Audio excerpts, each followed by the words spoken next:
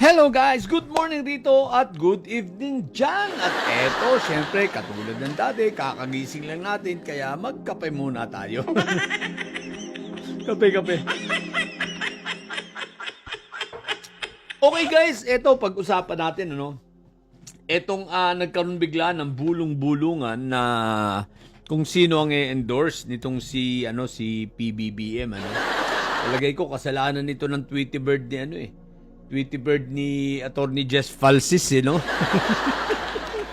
Shoutout Attorney Jess, kasi ipinost ni Attorney Jess ayon sa kanyang Tweety Bird, hindi raw si Mayor Lenny ang i-endorse ni PBBM. Aba, kung hindi si Mayor Lenny, sino? Parang disappointed tayong lahat, sapagkat pero malay mo hindi natin alam, sapagkat sa totoo lang, personal kong opinion, si Mayor Lenny kung i-endorse ni PBBM, talagang susuportahan ko. Dahil talagang kailangan mga guys, mga ka-BBM ko, kung tayo ay magiging open-minded lang at talagang kakalimutan na natin yung mga kulay-kulay na yan, except lang talaga dun sa mga purists at mga solid na dilawan talaga, nakagaya ng sino ba mga solid na dilawang yan sila Erice, mga siraulo talaga yan. Pero kung lalawakan lang natin ang pag-iisip natin, palagay ko kung talagang si Lenny maganda talaga na kumbaga magandang i-endorse ni PBBM. Hindi lang naman si Lenny, andyan rin naman si Gibo Chodoro. Kaya lang si Gibo nga, magaling rin, kaya lang medyo wala pang appeal sa masa. So hopefully, tingnan lang natin, Pero, ayun nga, kung endorse, pero nagsabi kasi si Mayor Lenny na talagang ayaw niya at siya magko-concentrate sa Naga at tutuparin niya ang ipinangako niya sa kanyang asawa. O, di ba ga? Alam niyo guys, nagulat nga ako, isipin mo first time ko lang kasi narinig sa isang opisyal ng gobyerno, lalo na ang mayor, na nag-loan pa ng solar panel at salary deduction para mapasolar lang ang kanyang bahay.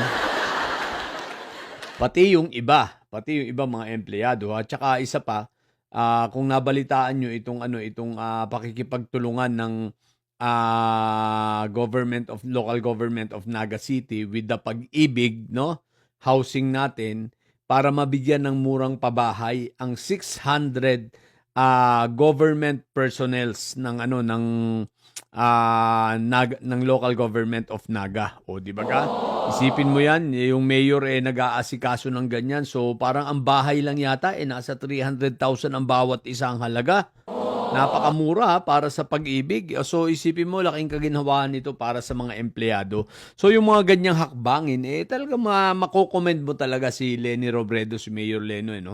Isa pa, kita nyo kung paano siya nakipagtulungan kay PBBM, silang dalawa, ang ganda nung kanilang rapport sa pagdating sa sa coordination.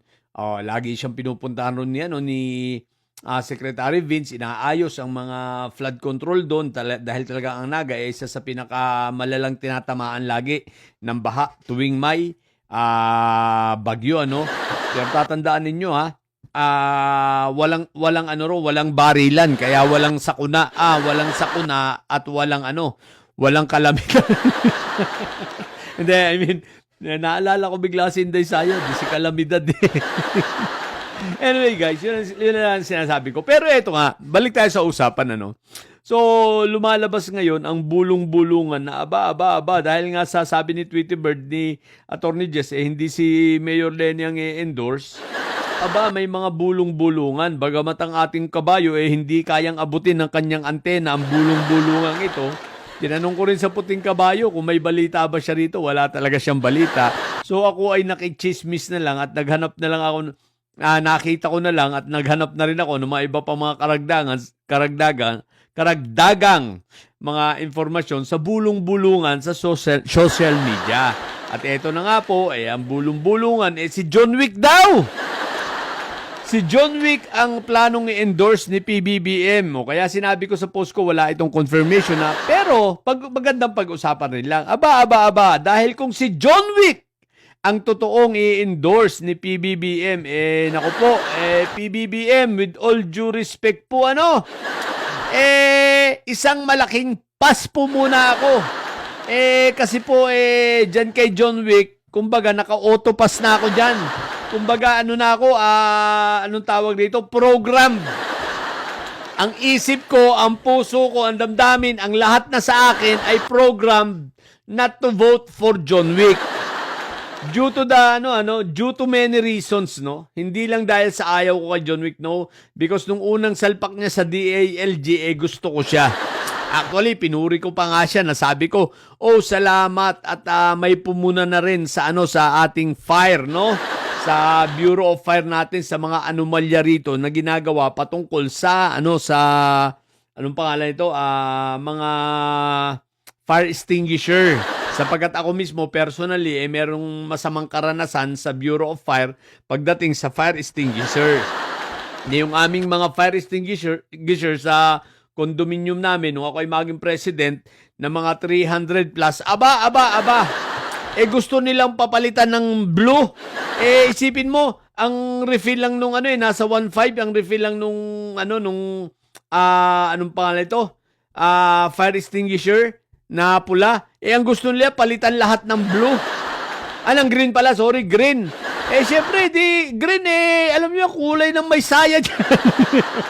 Hindi, wala pa nun. Di pa uso nun yung sa may sayad, presidente pa nun si Tentaboy. Ibig ko sabihin, pinapapalitan ang halaga nun is nasa 9,000 bawat isa. Isipin mo yung 300 plus 9,000 bawat isa. Isipin mo yan. Yung ginagawa na yan ng BGMP. Sa madaling salita, hindi kami pumayag na pinaglaban ko yun at sa awa ng Diyos, wala naman silang nagawa. Okay? Dahil sabi ko talaga, nag-warn talaga ako, irereklamo ko sila kahit saan talaga kami makarating no? Pero sa madaling salita, nagbigay na lang kami ng pangkape. Hirit ba naman? Boss, pangkape na lang. Visit ng mga Bureau of Fire ito, no? So, ang sa akin lang, PBBM at John Wick, huwag ka na magtangka, no? Dahil talagang hindi ka namin susuportahan sa dami mong kapalpakan. Hanggang ngayon, si Atong Ang hindi pa nahuhuli. Si Bato, nasabi mo noon, alam mo, monitor mo kung saan nagpupunta. Ngayon, kita mo hanggang ngayon. Wala. At large, di ba? Si Bantag, na pagkatagal-tagal na, Diyos ko po, Rudy. Kumbaga, bagamat malaki pa rin ang paniniwala sa ni PBBM at tiwala, si PBBM lang yon. Nagkataon lang na hindi ako si PBBM. O mga didilis, ito ang sinasabi namin sa inyo Loyalista ako. Ito, magsasalita ako patungkol sa sarili ko. Loyalista ako pero hindi ako panatiko. At kung i-endorse talaga na totoo ni PBBM si John Wick, susuwayin ko. Hindi ko susundin. Maliwanag yun, So, pero kung ako ay panatiko, kahit pa anong iutos ni PBBM, susundin ko yan. Sorry, no, mga didilis, hindi ako panatiko. Loyalista ako. Sumusuporta ako kay PBBM pero hindi ako panatiko. So, hindi ko yan susuportahan. Sa totoo lang, kung may i-endorse si PBBM na kahit hindi si John Wick, pero kung tatakbo si Sentry, sa totoo lang, si Sentry ang iboboto ko Si Sentry ang ikakampanya ko. Diba? Kaya lang, ayaw pang magdesisyon ni Sentry Hindi ko alam ayaw na rin niyang tumakbo Sentry, takbo ka na! Susuportahan talaga kita kahit dilaw ka. Tandaan mo yan. Dahil si Sentry, malawak ang pag-iisip niya, no? Hindi rin yan sa kulay. Pro-Philippines yan. Kaya doon ako kay Sentry. Kung tatakbo, at kahit hindi endorse ni PBBM yan. So, yun. Kaya sa mga nag-iisip, kung talagang i-endorse niya, ngayon pa lang, kung halimbawa man, i-endorse talaga ito ni PBBM at tunay, ngayon pa lang, sinasabi ko na, hindi ko ikakampanya yan si John Wick. At ako nagsosorry na in advance kay PBBM. Pasensya na po. Mahal namin presidente, pero kung totoo ang chismis at bulong-bulungan, hindi ko po isusuportahan yan. Okay? So, yun lang po. At sa mga bobong didilis na may sayad dyan, syempre, magang-maga, manatili kayo mga bobot may sayad. Sapagkat ang may sayad ay laging high blood. Bye!